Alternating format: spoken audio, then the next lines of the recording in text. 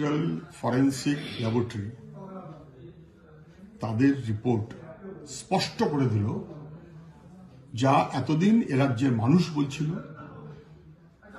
অভয়ার পরিবার বলছিল, আমরা বলছিলাম সেটা যথার্থ।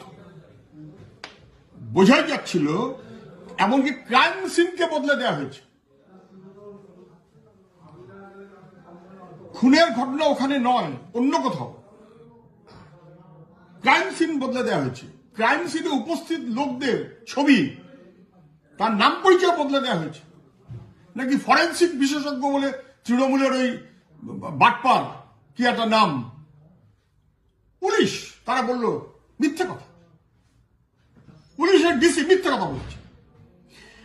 ঘর ভেঙে দেওয়া হয়েছে। অপরাধী সন্দীপ ঘোষকে প্রমোশন দেওয়া হয়েছে। অপরাধী পুলিশ কমিশনারকে প্রমোশন দেওয়া হয়েছে। মুখ্যমন্ত্রী মনে করছেন